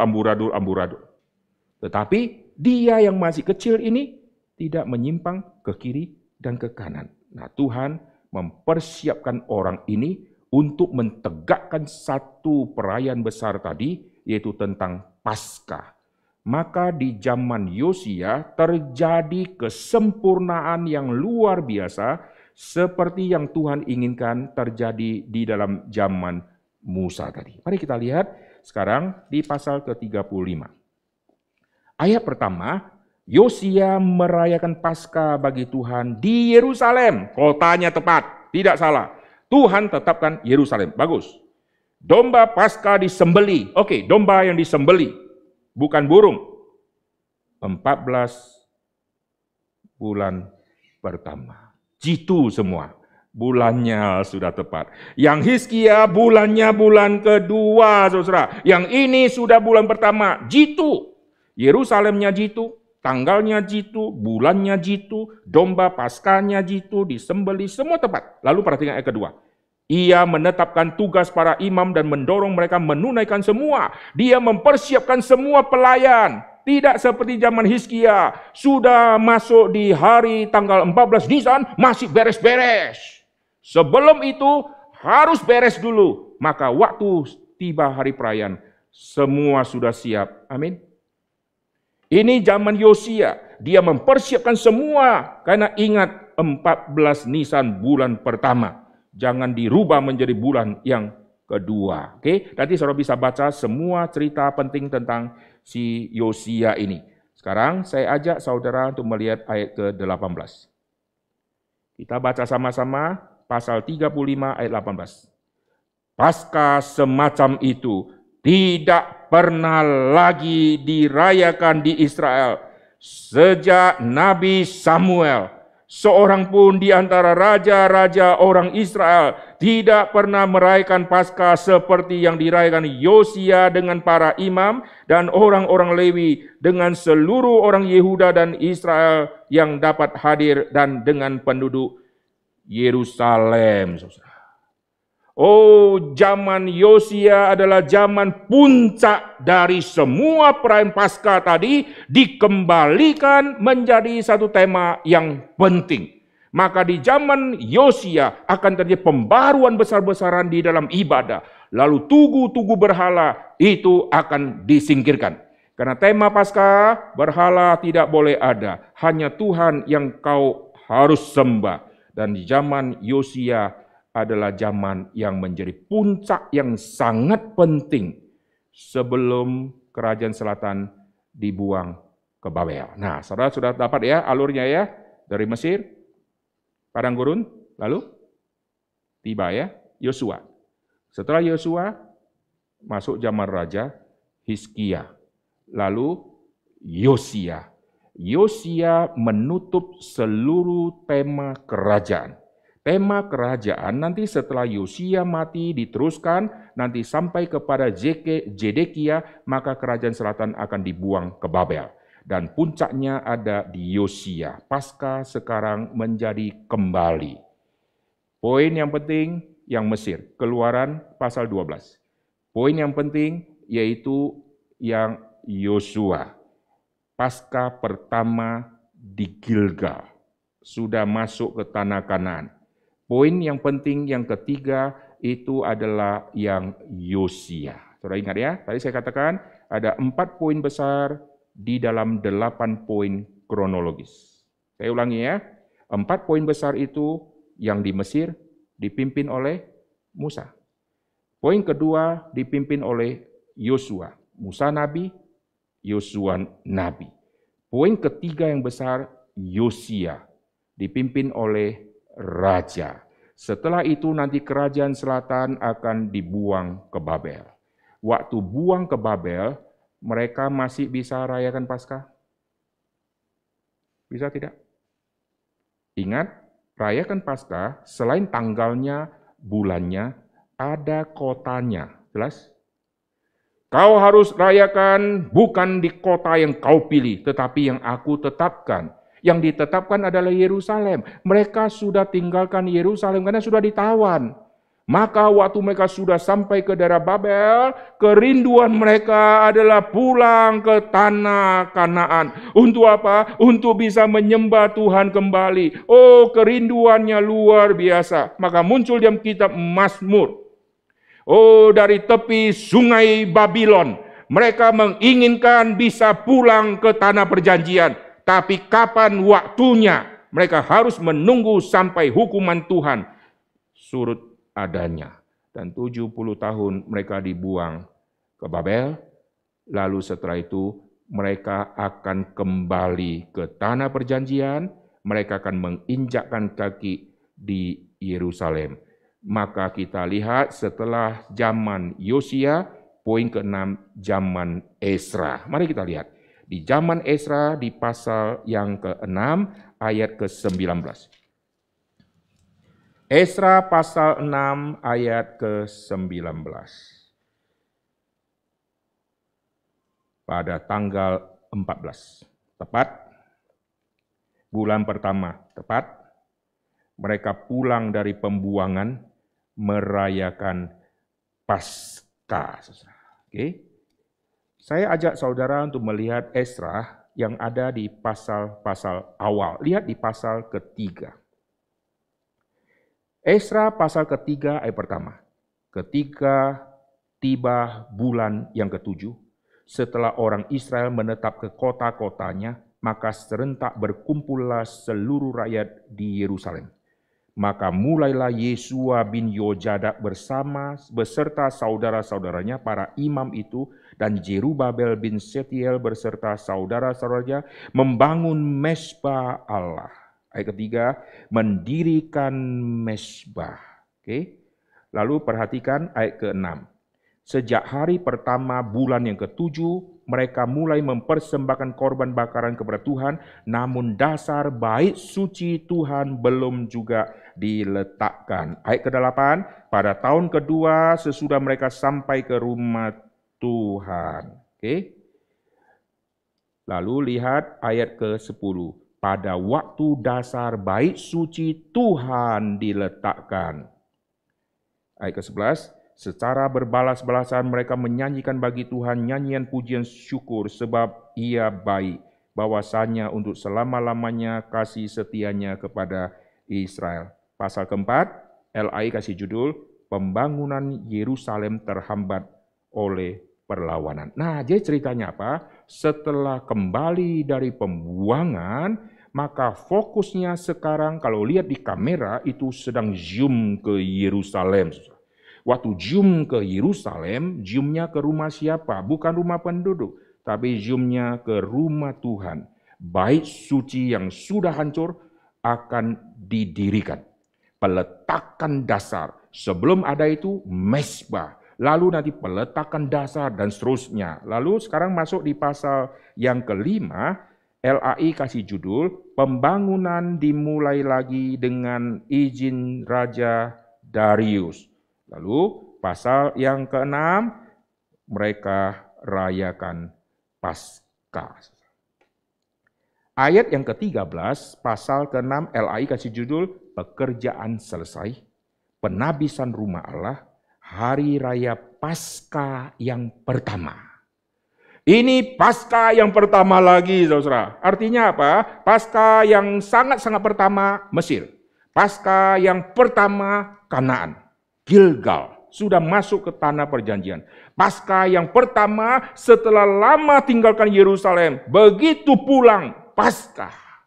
Jadi semua babak-babak baru di dalam periode-periode baru diawali dengan tema Paskah. Keluar Mesir, Paskah. Mau injakkan kaki ke padang gurun, sebelum injakan Paskah. Selalu dimulai dengan Paskah. Sudah sampai ke tanah perjanjian, Paskah. Pulang dari pembuangan, Paskah. Maka zaman Ezra ini adalah zaman yang sangat penting, yaitu kembalinya seluruh orang-orang di dalam pembuangan tadi, lalu mereka akan kembali mengingat hukum Tuhan, yaitu tentang Paskah. Lalu selesailah seluruh tema perjanjian lama, kita simpulkan, ada yang ingat, ada yang sengaja tidak mempersiapkan diri, sengaja melupakan. Yang utara bahkan hapus dari memori, kami tidak akan kembali lagi ke selatan karena kami sudah pecah. Ada yang terus ingat, tetapi tidak mempersiapkan diri. Sampai zaman Yosia, kembalilah semua seperti yang Tuhan mau. Tapi tidak lama kemudian, mereka tidak mungkin bisa rayakan lagi, karena bait suci sudah dihabisi, dan mereka semua ditawan ke Babel. Lalu setelah pulang, mereka rayakan Paskah lagi, dan itu adalah Paskah yang pertama.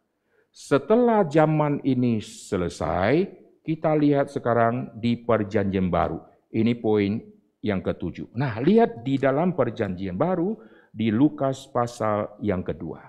Lukas pasal kedua ayat 41 memberikan kita indikasi yang sangat penting. Apa yang terjadi di PL sekarang tidak terulang di PB. Artinya apa? Coba lihat pasal 2 ayat 41.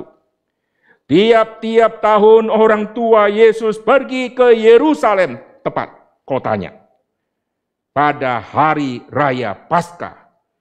Sebut pada hari raya Paskah, berarti 14 Nisan, kotanya Yerusalem. Lalu tiap-tiap tahun. Artinya apa? Tuhan mau menyampaikan kepada kita, perhatikan, seluruh zaman perjanjian lama, tema ini begitu sulit untuk ditegakkan.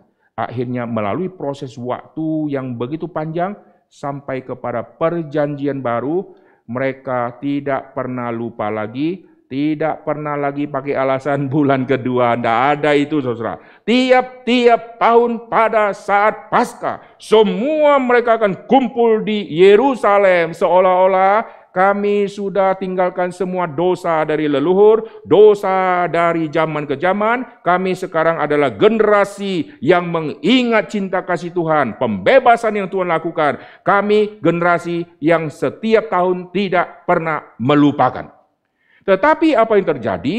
Mereka merayakan Paskah, tidak ada Kristus di dalamnya. Maka Paskah yang setiap tahun mereka rayakan dengan konsepnya PL. Tepatnya tanggalnya, tepatnya bulannya, tepatnya kotanya, tepatnya setiap tahunnya, tepatnya domba Paskahnya. Tapi mereka kehilangan satu esensi yang sangat penting. Dombanya mesti Kristus. Nah, perhatikan di sini. Di dalam zaman Abraham, bunuh anakmu, lalu Ishak dibawa untuk dikorbankan. Lalu muncul satu tema yang sangat penting. Saudara perhatikan Kejadian pasal ke-22, Abraham disuruh bawa anaknya untuk dikorbankan. Lalu Abraham berkata kepada dua bujangnya yang dia bawa, kalian tunggu di bawah, kami berdua akan naik, kami berdua akan turun. Nah, lihat ya, waktu dia ajak bujangnya, ada keledai. Keledai ditinggal di bawah, bujang ditinggal di bawah, dia bawanya si Ishak naik ke atas. Dan dia berkata, kami berdua naik, kami berdua akan turun. Oke? Di dalam kitab Roma dicatat, Abraham percaya bahwa Tuhan membangkitkan orang mati. Artinya apa? Abraham mempunyai konsep, kami berdua naik, kami berdua akan kembali. Kalau saya bunuh anak ini, Tuhan sudah memberikan janji anak ini anak perjanjian. Keturunan Abraham akan jadi bangsa yang besar melalui anak perjanjian ini. Tapi kalau anak ini dibunuh, bagaimana bangsa yang besar bisa muncul? Kalau saya bunuh, bangsa yang besar pasti akan muncul. Untuk bisa muncul, maka Tuhan pasti akan bangkitkan si Ishak ini. Inilah yang dibahas oleh Paulus di dalam kitab Roma. Abraham percaya Tuhan membangkitkan orang mati. Dan Abraham berkata kepada bujangnya, kami berdua naik, kami berdua akan turun. Abraham punya konsep, kalau sampai saya bunuh si Ishak, Tuhan sudah janji akan muncul bangsa yang besar. Maka Ishak tidak mungkin mati. Meskipun aku sudah bunuh, Tuhan akan membangkitkan si Ishak. Lalu, kalau Tuhan tidak izinkan, misalnya Tuhan interupsi, maka Ishak tidak dibunuh, maka apa yang terjadi?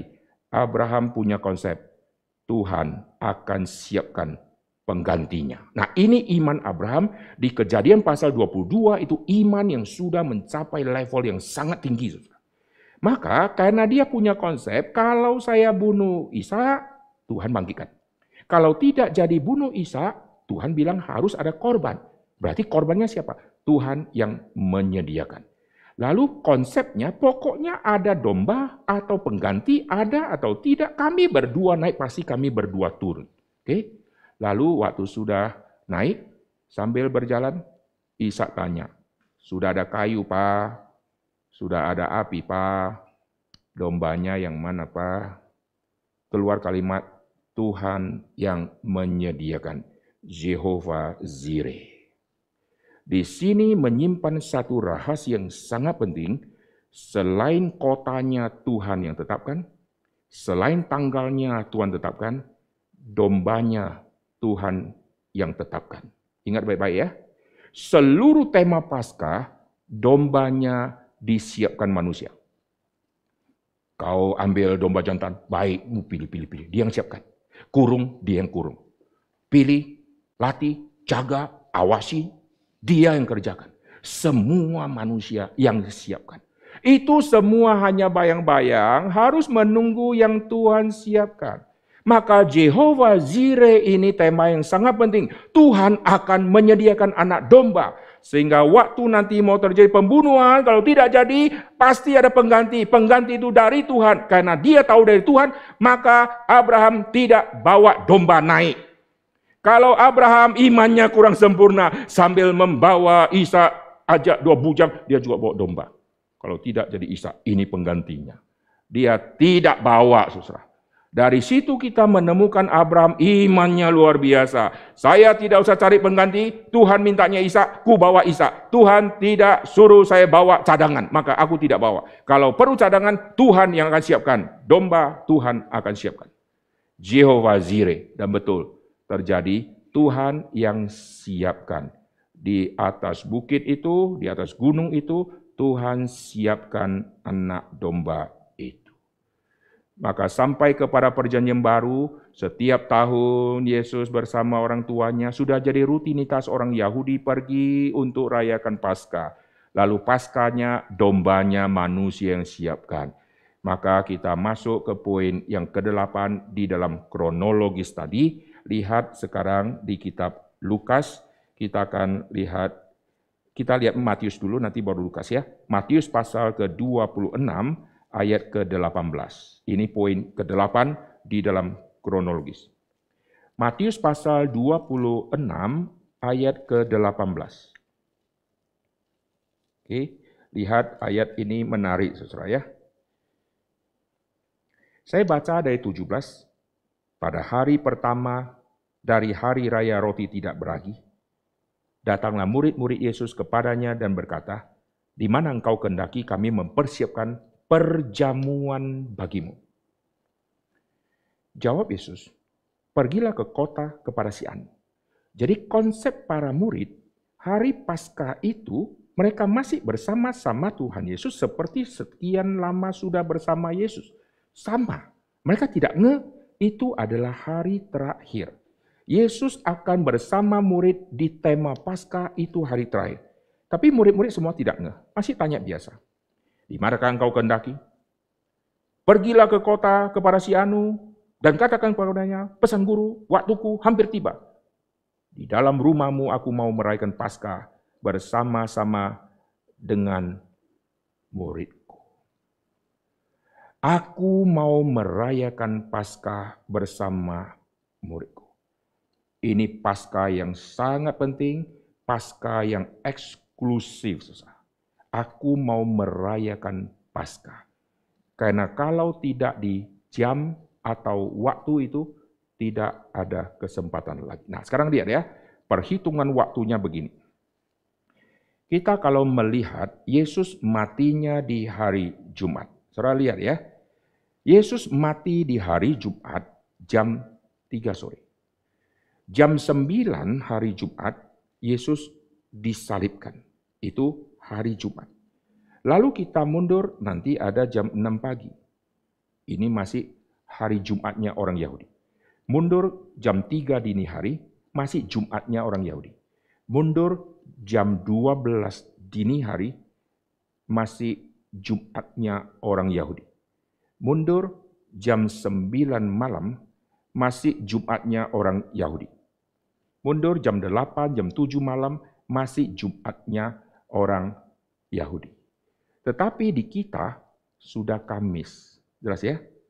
Orang Yahudi itu pergantiannya di jam 6 sore.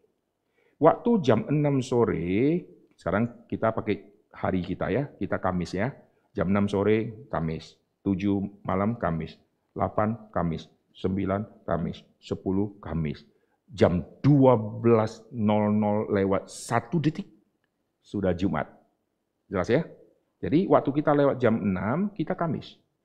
Tetapi kita yang tadi jam 5 Kamis, jam 6 Kamis, sekarang Yahudi. Jam 5 Kamis, jam 6 Kamis, 6 lewat masuk Jumat. Nah, Jumat itu adalah hari Paskah. Hari Paskah di dalam tradisi Perjanjian Lama nanti kumpulnya pada saat sudah ada korban. Binatang sudah dipotong, sudah dikorbankan, nanti malamnya itu pergantian hari masuk di tanggal 15 Nisan, hari raya roti tidak beragi. Dan malam itu baru ada perkumpulan dan rayakan Paskah, artinya makan domba Paskah yang tadi dikorbankan. Nangkap maksudnya? Sekarang lewat hari Kamis, lewat jam 6, masuk ke hari Jumat. Jam 7 malam, masih Jumat, jam 8, jam 9. Nah, di malam itulah Yesus berkumpul dengan murid, Yesus merayakan Paskah. Betul tidak? Kenapa rayakan di situ? Rayakannya mesti nanti. Karena binatangnya belum dibunuh. Tapi kalau Yesus menunggu nanti sampai dibunuh, Yesus sudah mati. Sudah mati, harus ada di kuburan. Gimana rayakan Paskah? Masa keluar lalu rayakan Paskah? Nggak bisa, saudara. Dan malam itu ada di hari Jumat itu adalah malam yang sangat penting, dan saat itulah Yesus berkumpul sama murid di ruang atas. Di saat itulah Yesus menyatakan dirinya bagaimana akan dimatikan. Perhatikan kalimat Tuhan Yesus waktu dia memecahkan roti itu, kita lihat sekarang di Lukas. Di kitab Lukas pasal ke-22. Lukas pasal ke-22, kita lihat di ayat ke-19. Lukas pasal 22, kita akan lihat di ayat ke-19. Lalu ia mengambil roti, ini perjamuan malam itu di hari Jumat, pergantian dari Kamis menuju Jumat itu ya, itu jamnya, waktunya orang Yahudi. Ia mengambil roti, mengucap syukur, memecah-mecahkannya, memberikan kepada mereka, katanya, inilah tubuhku yang diserahkan bagi kamu. Perbuatlah ini menjadi peringatan akan aku. Inilah makna Paskah yang sejati. Inilah tubuhku yang kupecahkan bagimu. Yohanes Pembaptis berkata, lihatlah anak domba Allah. Berarti Yesus adalah domba Allah yang disiapkan. Oke? Lalu domba ini akan mati. Dan sebelum dia ditangkap dan dihabisi, dia sudah berkata, ini tubuhku, kupecahkan bagimu, perbuatlah ini menjadi peringatan akan aku. Di sini Yesus membuat konklusi besar untuk semua tema Paskah. Semua tema Paskah bukan lagi mengingat Mesir. Semua tema Paskah bukan lagi mengingat dombanya tidak boleh cacat secara binatang. Semua tema Paskah bukan lagi bicara seperti yang ada di Perjanjian Lama, harus tepat 14 Nisan dan seterusnya. Tetapi kalau semua tepat, Kristusnya tidak ada, semua Paskah tidak ada gunanya. Kuncinya apa? Seluruh tema Paskah harus mengingat Yesus. Bukan mengingat Mesir. Bukan mengingat roti yang tidak beragi dan sayur pahit. Sekarang semua tema Paskah ini ingatlah akan aku. Berarti ada tema baru di dalam tema Paskah. Yesus membawa semua orang percaya nanti. Itu akan menjadi satu tradisi yang terus-menerus akan dijalankan. Setiap kali mereka berkumpul, mereka akan memecahkan roti. Tidak lagi menunggu waktunya setahun sekali. Karena Yesus berkata, setiap kali kamu memakannya, ingatlah akan aku. Saya percaya bagi orang gereja mula-mula, untuk mengingat kasih Tuhan setahun sekali, kelamaan. Kasih Tuhan begitu besar, kok diingat setahun sekali? Tapi bukan berarti kita setiap minggu rayakan Paskah, saudara, Jumat Agung, dianggap orang gila, saudara. Nah, di dalam zaman gereja mula-mula, waktu mereka ketemu hari pertama, itu adalah hari Minggu, mereka yang sudah Kristen, mereka berkumpul. Waktu mereka berkumpul, kegiatan apa yang mereka lakukan? Mereka akan memecahkan roti. Itulah yang kita mengerti sebagai perjamuan itu. Mereka memecahkan roti. Untuk apa? Mengingat pengorbanan Kristus. Bukan lagi rayakan Paskah setiap tahun. Rayakan Paskah setiap tahun mengingatnya yang Mesir. Tapi waktu pecahkan roti, setiap hari pertama mereka berkumpul, mereka memecahkan roti. Itu mengingat Kristus. Maka kunci utama di Paskah adalah Kristus. Dan semua ini tidak boleh lagi dilupakan. Kau ingat tanggal, silakan lu ingat tanggal. Tapi setahun sekali. Sekarang tidak ada alasan tanggal kau lupa, bulan kau lupa, menit kau lupa, karena kau ikuti setiap hari berubah, bulan berubah, tidak ada Kristus, tidak bisa. Setiap kali, setiap hari, setiap bulan, setiap menit, setiap jam, kau harus ingat pengorbanan Tuhan Yesus. Sekarang saya ajak saudara melihat Kisah Rasul. Perhatikan di dalam Kisah Rasul, kita lihat jemaat mula-mula. Lihat di pasal yang kedua. Ini tradisi baru setelah Pentakosta. Ayat yang ke-42 di Kisah Rasul pasal kedua. Mereka bertekun dalam pengajaran rasul-rasul, dalam persekutuan, mereka selalu berkumpul untuk memecahkan roti. Ini tidak pernah ada diam tradisi Yahudi selalu berkumpul pecahkan roti. Ini kurang kerjaan, saudara. Tidak ada satu hukum diam perjanjian lama yang saudara bisa temukan, kumpul rame-rame pecah-pecahkan roti. Tidak ada. Setelah Yesus kumpul, itu pertama kali Yesus berkumpul di dalam momen hari terakhir itu, Yesus memecahkan. Lalu Yesus bilang, ingatlah akan aku, saudara. Bukan tanggalnya, bulannya, tahunnya kau ingat, tetapi tidak ada Kristus. Kau harus ingat akan aku. Berarti setiap detik, setiap menit harus mengingat penderitaan Kristus yang membawa kita keluar dari perbudakan dosa. Amin. Kasih Kristus diingat kok setahun sekali. Banyak orang kejebak, setiap kali Jumat Agung baru mengaku dosa, hari yang lain tidak. Setiap hari Paskah baru tahu kita sudah menang. Hari lain kita masih diperbudak. Salah. Setiap hari kita sedang Paskah kebangkitan. Itu konteks orang Kristen. Paskah ada kebangkitan. Setiap hari itu ada kebangkitan. Kita menang. Kita sudah menang. Dan setiap saat Kristus yang sudah mati itu menjadi teladan iman kita menuju kepada penderitaan yang Kristus alami. Amin. Jadi 8 poin kita sudah lihat, kita ulangi ya. Saudara ingat baik-baik ya, ini kronologis yang sangat penting. Mesir, kali pertama Paskah. Setahun kemudian, bilangan 9, itu poin kedua.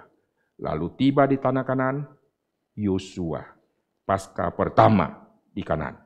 Setelah Yosua, masuk zaman raja-raja, Hizkia, masih kurang sempurna, tapi sudah lumayan. Sudah mulai diingat untuk kerjakan, tapi bulan kedua tidak tepat. Lalu Yosia, semuanya tepat. Berhala-berhala dihabisi. Setelah zaman Yosia, itu mengakhiri semua zaman raja-raja, karena puncaknya itu di Yosia. Mengembalikan semua tema Paskah yang sejati. Lalu pembuangan terjadi, nanti selesai pembuangan, zaman Esra. Setelah zaman Esra selesai, tidak diceritakan lagi, lalu masuk ke dalam zaman perjanjian baru, sudah rutin setiap tahun. Rutinitas ini sudah dijalankan, nggak pernah sampai ke bulan kedua, nggak ada itu, sudah setia kepada hukum Musa. Tapi Kristusnya nggak ada, saudara. Domba Paskahnya masih yang disiapkan oleh manusia. Lalu setelah itu, di hari terakhir, Yesus menyatakan rahasia, kumpul dengan murid, itulah malam perjamuan yang terakhir. Inilah tubuhku yang kupecahkan bagimu. Setiap kali kamu makan, kamu harus mengingat akan aku. Nanti Paulus tambahkan satu kalimat, kau harus memberitakan kematian Yesus sampai dia datang kali kedua. Kalau pakai aturan tanggal, bulan, tahun, berarti beritakan kematian Tuhan Yesus setahun sekali. Cilaka. Kau harus memberitakan. Kapan? Setiap saat, setiap detik.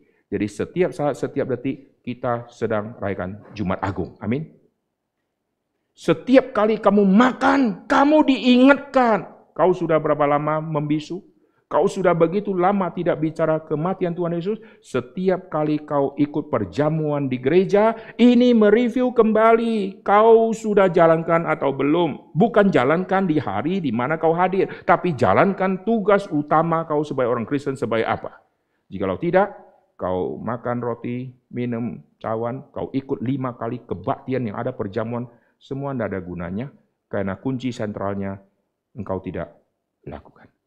Maka semua poin, 8 poin tadi, itu adalah poin kronologis. Dan 4 poin penting di dalamnya, itu adalah yang Mesir, lalu yang Kanaan, lalu Yosia puncaknya, lalu setelah pembuangan.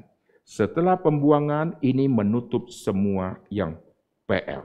Lalu kesimpulan dari semua itu nanti penggenapannya di Kristus. Semua 4 poin yang penting itu tidak ada gunanya jikalau bukan Kristus yang ditinggikan di hari Paskah. Maka perjanjian baru kau sedih-sedih? Tidak, ada misi besar. Kau di ruang itu, nanti Roh Kudus turun di situ, kau akan menjadi saksiku. Jadi inti utama kita masuk di dalam Paskah, bukan hanya rayakan Paskah lalu sedih, lalu nangis. Tidak. Setelah itu kau harus pergi. Jadi saksiku sampai ke ujung bumi. Maka ruang atas itu menjadi ruang yang sangat bersejarah. Yesus kali terakhir bertemu dengan semua rasul di ruang itu. Dan Pentakosta, Roh Kudus turun di tempat mereka berkumpul itu. Dan ruangan itu dipercaya, itulah yang orang pergi ke Israel, pergi ke sana. Saya sudah masuk ruangan itu 2 kali, saudara. Ruangan itu 2 kali, saudara. Saya sudah foto-foto di situ. Tapi apakah itu tempatnya yang benar 100%? Ya kita tidak tahu. Pokoknya ya ruang atas lah. Ya rumah orang-orang zaman dulu yang modelnya kayak begitulah. Saya ada lihat satu tulisan, makam-makam yang ditemukan, itu di Israel, itu ada kira-kira 1000 yang mirip-mirip. Kubur itu mirip-mirip. Lalu kalau begitu banyak, dari mana dia tahu? Ini yang siapa, ini yang siapa, ini yang siapa. Maka terjadi perdebatan yang sangat besar. Nanti di Via Dolorosa saya akan jelaskan panjang lebar, termasuk Golgota. Golgota pun ada beberapa versi. Versinya orang Katolik sama versinya orang Protestan. Beda, saudara. Coba bayangkan, ada 2 Golgota. Gimana caranya penyalipan di 2 tempat? Apakah 2 itu sudah final betul? Ini kita masih misteri. Yang Katolik klaim yang di sini, yang Protestan klaim yang di sini. Itu beda-beda, saudara ya. Belum lagi tempat-tempat yang lain. Nah, sekarang kita kembali ya. Jadi setelah kita mentelusuri semua tema Paskah ini, begitu pentingnya tema Paskah. Bukan kita ingat pentingnya setahun sekali, yang sudah lama tidak ke gereja, munculnya di Paskah. Yang sudah lama tidak ke gereja, munculnya di hari Natal. Lalu acara tahun baru. Lalu selesailah 3 kali acara penting. Natal dia hadir, lalu Paskah dia hadir, awal tahun dia hadir. Selesailah iman orang Kristen. 3 kali perwakilan. Awal, Natal itu Desember, awal, akhir, di tengah-tengah Paskah. Kasihan, saudara. Kita bersyukur kalau Tuhan masih izinkan kita mengerti semua tema-tema ini sesuai dengan prinsip-prinsip firman Tuhan, dan biar kita menjadi anak Tuhan yang sungguh-sungguh mengingat. Bukan hanya kita terima semua anugerah, tapi kunci setelah terima harus pergi hasilkan buah. Mari kita berdoa. Bapa di dalam surga, kami berterima kasih untuk semua ini. Dan kami bersyukur untuk semua kronologis yang Tuhan izinkan dicatat di dalam Alkitab, untuk membawa kami sekali lagi mengerti seluruh makna tentang Jumat Agung, atau Paskah di dalam konsep Perjanjian Lama dan Perjanjian Baru.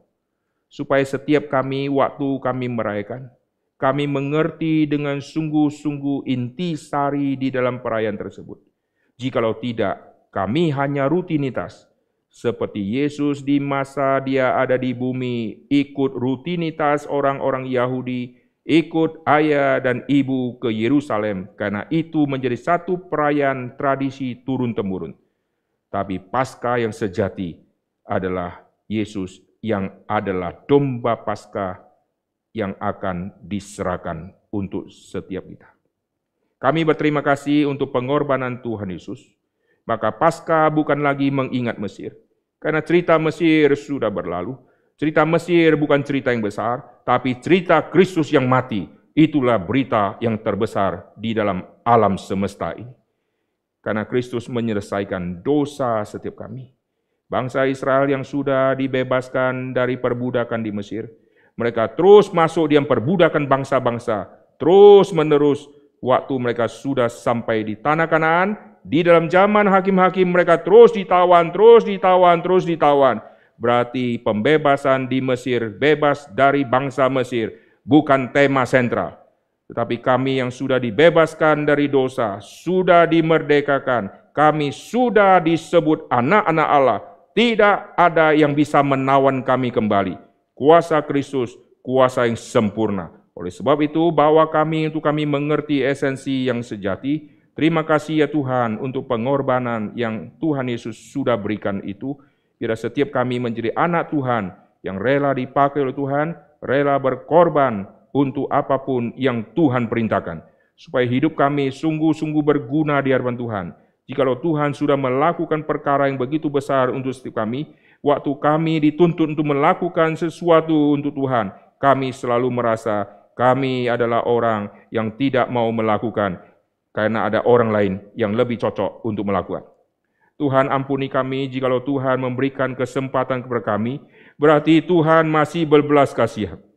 Jikalau Tuhan sudah menarik kesempatan itu, kami tidak ada gunanya di dalam dunia, karena kami sebagai anak-anak Tuhan tidak ada bagian di dalam pelayanan apapun. Lebih baik kami adalah anak-anak iblis. Jikalau kami disebut anak-anak Tuhan, maka kami ada bagian di dalam rumah Tuhan dan di dalam pekerjaan tangan Tuhan melalui kami. Pakailah setiap kami ya Tuhan, supaya kami bukan lagi menjadi pengangguran rohani, tapi kami menjadi orang aktivis-aktivis rohani yang terus-menerus menjalankan tugas yang Tuhan perintahkan sampai malam tiba, di mana kami tidak bisa bekerja lagi. Terima kasih Tuhan, berkati kami dan pakailah kami sekali lagi. Dalam nama Tuhan Yesus kami berdoa. Amin. Kita akan bangkit berdiri, kita akan mengikrarkan pengakuan iman rasuli.